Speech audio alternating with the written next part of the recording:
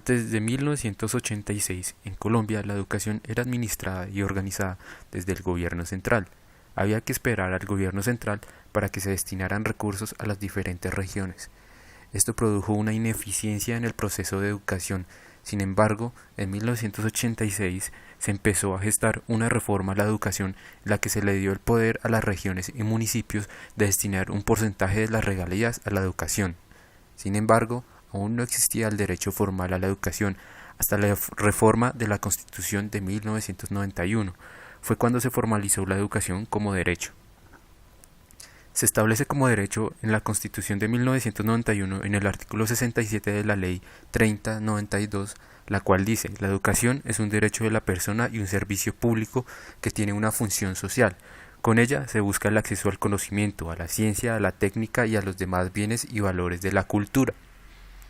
La educación formará al colombiano en el respeto a los derechos humanos, a la paz y a la democracia, y en la práctica del trabajo y la recreación, para el mejoramiento cultural, científico, tecnológico y para la protección del ambiente.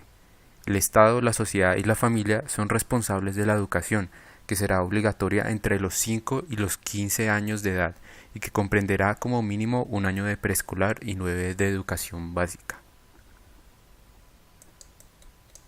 La educación será gratuita en las instituciones del Estado sin prejuicio del cobro de derechos académicos a quienes puedan sufragarlos. Corresponde al Estado regular y ejercer la suprema inspección y vigilancia de la educación con el fin de velar por su calidad y por el cumplimiento de sus fines y por la mejor formación moral, intelectual y física de los educandos. Garantizar al educado cubrimiento del servicio y asegurar a los menores las condiciones necesarias para su acceso y permanencia en el sistema educativo. En el 2009 el índice de alfabetización en Colombia fue el 94.1%.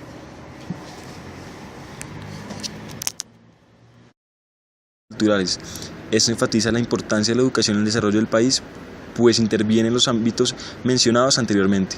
De igual manera, la jurisprudencia de la Corte Constitucional ha catalogado la educación como derecho fundamental por conexidad. La conexidad es la manera como un derecho de segunda categoría se vincula con un derecho fundamental. En este caso, la educación puede estar vinculada al derecho a la igualdad o al derecho a la vida digna. La calidad de la educación pública no es buena, por lo cual así toda la población tenga acceso a la educación, el nivel que se tiene no es bueno. Los únicos que tienen un acceso a una educación media alta son las personas que tienen los medios económicos para poder tener acceso a la educación privada. Como conclusión, se podría afirmar que la educación es un derecho fundamental y no un privilegio. Por esto, toda la población debería tener acceso a una educación de calidad superior sin importar su estrato económico.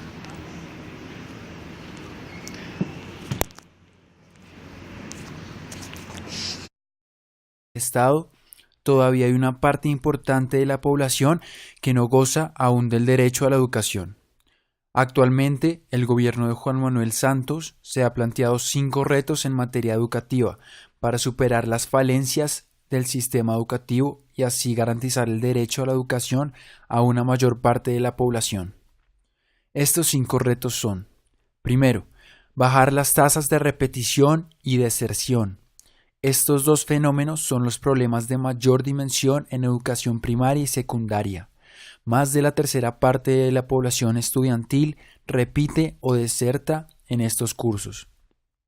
Segundo, lograr equidad para las poblaciones. Algunas poblaciones tienen gran dificultad para acceder al sistema educativo debido a que se ven afectadas por su ubicación y/o condiciones.